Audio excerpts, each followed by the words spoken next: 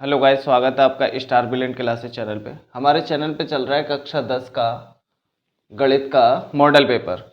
तो कक्षा 10 का गणित है मॉडल पेपर, इसका हम करा रहे हैं 2026 का। इसमें हमने बहुविकल्पीय क्वेश्चन एक एक नंबर के 20 क्वेश्चन कराए थे। उसके बाद हमने आपको दो दो नंबर वाले क्वेश्चन कराए थे, फिर चार चार नंबर वाले क्वेश्चन, और इसका तीसरा क्वेश्चन हम करा चुके हैं जो छः छः नंबर में आएगा। ये चौथा क्वेश्चन है जो 6 नंबर में आएगा। इसमें दो क्वेश्चन है, कोई एक हमें हल करना होगा, लेकिन हम आपको इस वीडियो में दोनों क्वेश्चन हल करके दिखाएंगे। तो देखिएगा चौथा क्वेश्चन क्या लिखा है कि भूमि के एक बिंदु से एक 20 मीटर ऊंचे भवन के शिखर पर लगी एक संचार मीनार के तल और शिखर के उन्नयन कोण क्रमशः 45 और 60 हैं। मीनार की ऊंचाई ज्ञात कीजिए। ये ऊंचाई दूरी से क्वेश्चन पूछा गया है, ये भी ऊंचाई दूरी का क्वेश्चन है। तो देखिएगा इसमें से हमें एक हल करना है, लेकिन हम पहले कराते हैं ये वाला क्वेश्चन। फिर अथवा लिखा है, अथवा का मतलब होता है कोई एक क्वेश्चन करना है, या तो आपको ये हल करना है या फिर ये वाला हल करेंगे। तो अभी हम इसे हल कराते हैं। तो हम क्या लिखेंगे यहाँ पर, प्रश्न उत्तर, ऐसे करके लिख लेते हैं। प्रश्न उत्तर संख्या 4, ये 6 नंबर में प्रश्न आएगा। तो पहले हम इसे देखिएगा, क्या लिखा है कि भूमि के एक बिंदु से एक मीनार 20 मीटर ऊंचे भवन के शिखर पर लगी। तो पहले तो हम भवन बना लेते हैं 20 मीटर ऊंचा। तो ये मान लेते हैं हम 20 मीटर ऊंचा है, 20 मीटर। इसके बाद में इसने क्या बोला है, देखिएगा 20 मीटर ऊंचे भवन के शिखर पर लगी एक संचार मीनार। तो यानी कि शिखर पर, भवन के शिखर पर एक संचार मीनार लगी होगी। तो ये मान लेते हैं संचार मीनार है। फिर इसके बाद में बोला है कि संचार मीनार के तल और शिखर के उन्नयन कोण किसी एक बिंदु से। तो यहाँ पर पहले इसने तल बोला गया है, तो मीनार का ये होगा शिखर और ये वाला पॉइंट होगा तल। तो यहाँ पर हम एक बिंदु मान लेते हैं भूमि पर। तो पहले तल का बोला है, तो इसने बोला कि तल और शिखर के उन्नयन कोण। तो पहले तल बोला गया है, तो यहाँ पर 45 अंश आएगा, 45 अंश। चलिए हमने 45 मान लिया। इसके बाद में बोला है कि तल और शिखर के, तो अब मीनार का शिखर ये हो जाएगा और इसका उन्नयन कोण कितना बोला है इसने, 60 अंश। तो ये हो जाएगा 60 अंश। 60 अंश है। मीनार की ऊंचाई ज्ञात कीजिए। तो ये देखिएगा भवन है 20 मीटर ऊंचा, और इसके ऊपर क्या है, संचार मीनार है। इस संचार मीनार की ऊंचाई को हम मान लेते हैं h, और यहां से ये कंप्लीट ऊंचाई हो जाएगी h प्लस का 20 यहां तक।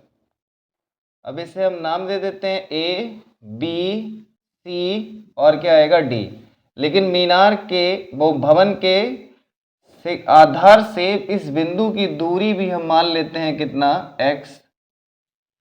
फिर लिखेंगे कि माना चित्र में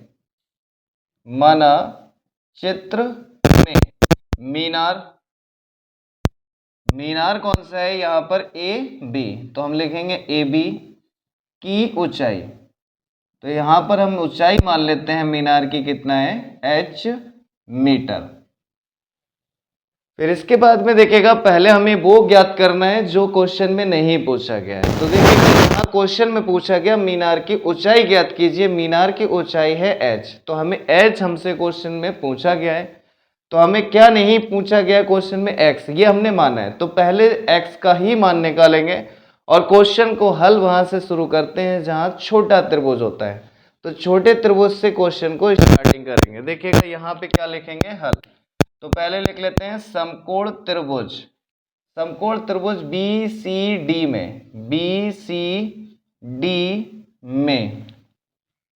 यहां से देखिएगा छोटे त्रिभुज में कोण जो है वो कौन से अंश, कितने अंश का है, 45 अंश का है। अब यहां पर ये है लंब और ये है आधार। लंब और आधार किस में आता है, tan में। तो हम यहां पे ले लेते हैं tan tan 45 अंश, तो 45 आ जाएगा बराबर, या फिर हम 45 अंश बराबर में क्या होता है, लंब बटा आधार होता है। tan बराबर होता है लंब बटा आधार, तो यहां से लंब आएगा कितना, BC, और आधार ये हो जाएगा CD आएगा।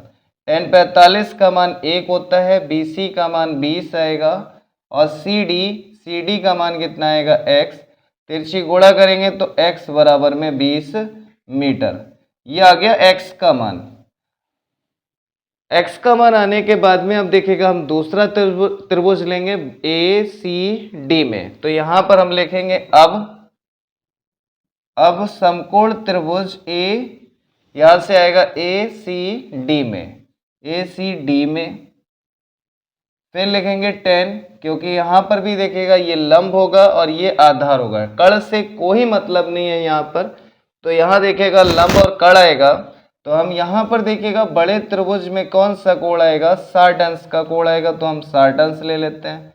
ये होता है लंब बटा आधार, तो लंब आएगा AC और आधार फिर यहां से CD आएगा। अब हम tan 60 डिग्री का मान लगा देते हैं। tan 60 अंश का मान होता है √3 बराबर, यहाँ देखिएगा AC है तो AC का मान यहाँ से यहाँ तक AC का मान है H प्लस का 20, तो यहाँ पर लिखेंगे H प्लस का 20, फिर बटे में आएगा CD का मान कितना है, X है, तो हम X लगा देते हैं मान। फिर इसके बाद में तिरछी गुणा कर देते हैं, तो x की गुणा 3 रूट से होगी, तो √3x बराबर में h प्लस का 20। फिर इसके बाद में हम x का मान लगा देते हैं। x का मान हम निकाल चुके हैं 20 मीटर है, तो हम लिखेंगे x बराबर 20 रखने पर, तो इसमें हम 20 लगा देते हैं मान, तो यहाँ पर आएगा 20√3, x का मान लगा दिया बराबर में h प्लस का 20 का पक्षांतर करेंगे तो यहाँ पर 20√3 और इधर से 20 का पक्षांतर करेंगे माइनस का आएगा बराबर में h। 20 कॉमन ले लेते हैं तो आएगा √3 माइनस का 1, यहाँ से 20 कॉमन आ गया, बचेगा √3, यहाँ से 20 कॉमन आ गया तो यहाँ कुछ नहीं बचेगा, कितना लिखेंगे 1 बराबर में h, या h बराबर 20√3 माइनस का 1, ये h इधर लिख दिया, ये इधर लिखा, तो हम लिखेंगे अतः ये h का मान है, और h हमने क्या माना था, मीनार की ऊंचाई। मीनार की ऊंचाई कितनी मानी थी, h मीटर, तो हम यहाँ पे लिखेंगे अतः मीनार की ऊंचाई, तो मीनार की ऊंचाई हो जाएगी 20√3 माइनस का 1 मीटर, और यही होगा आंसर, ये मीनार की ऊंचाई आ गई। इसके बाद हम करते हैं, देखिएगा इसका अथवा वाला पार्ट भी हम कराते हैं, अभी पहले से रफ कर देते हैं, उसके बाद में अथवा वाला पार्ट कराते हैं।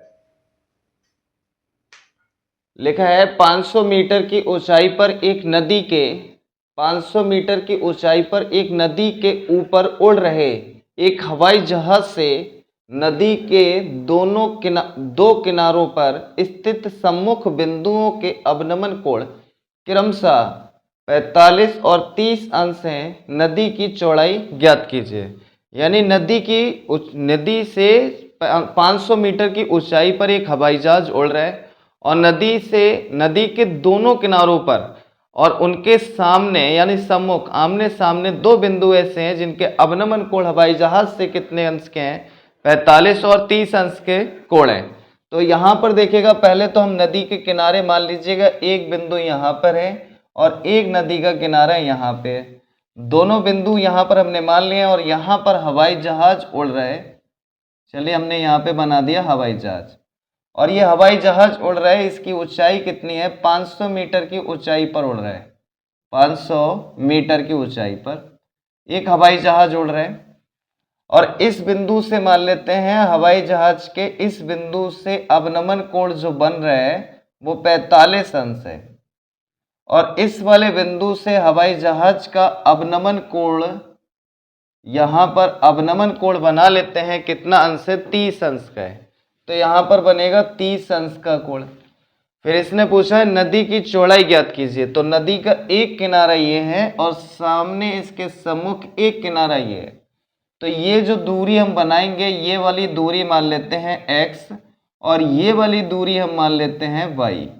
तो नदी की चौड़ाई टोटल जो आएगी वो यहां से यहां तक की चौड़ाई होगी x प्लस का y। अब अवनमन कोण से क्वेश्चन हल होता नहीं ऊंचाई दूरी का, होता किससे, उन्नयन कोण से। तो यहां पर अवनमन कोण जितना होता है उतना ही यहां पर बनता है उन्नयन कोण। तो ये 45 अंश है, तो ये भी 45 हो जाएगा।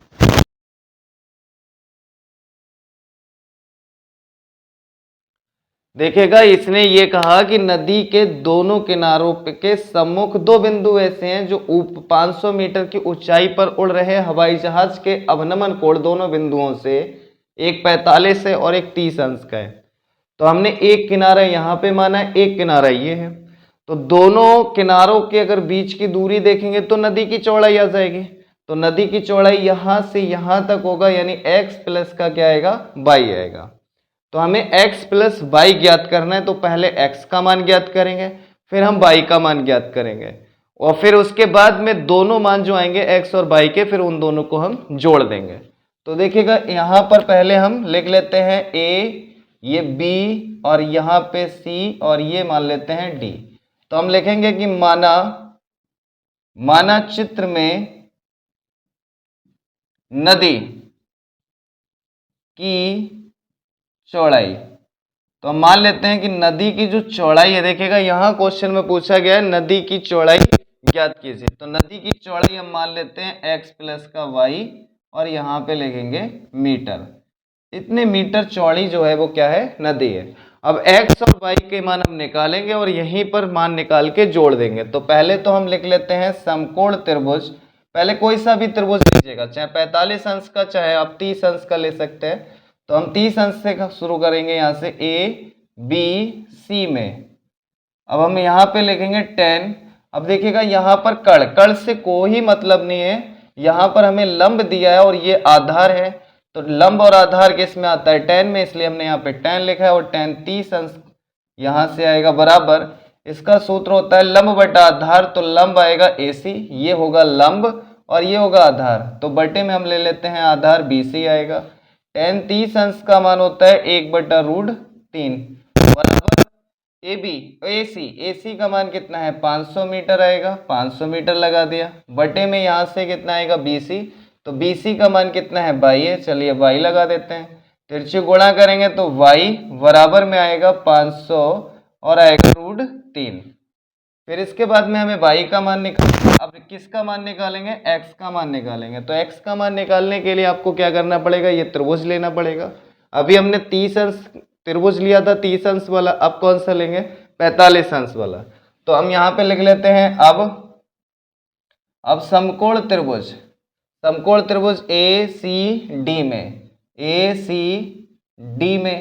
अब देखिएगा इसमें भी लंब हमें दे रखा है 500 है, x हमें ज्ञात करना है, यानी आधार ज्ञात करना है। तो लंब और आधार किस में आता है, 10 में। तो हम यहाँ पे लिखेंगे 10 45 अंश, फिर बराबर में आएगा, देखिएगा बराबर में यहाँ से लंब बटा आधार। तो लंब कितना आएगा, AC, ये होगा AC, ये हो जाएगा लंब, बटे में आएगा आधार। तो आधार आएगा CD।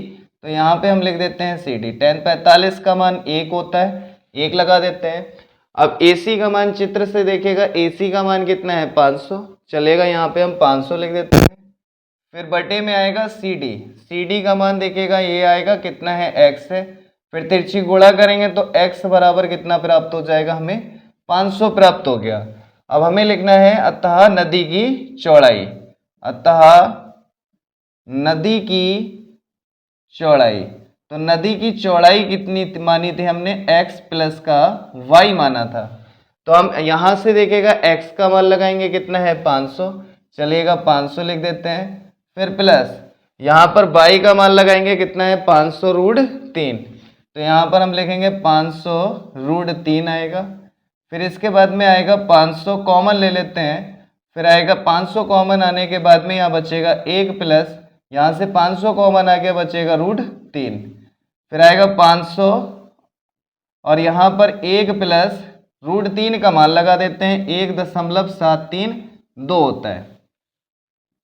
फिर आएगा 500 गुणा, यहाँ जोड़ेंगे तो 2.732 आ जाएगा।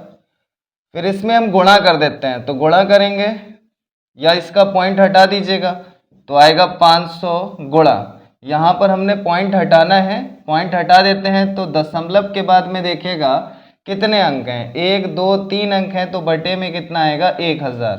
1000 को 500 से काटेंगे कितने बार में, 2 बार में कटेगा, 500 दूनी 1000 हो जाएगा।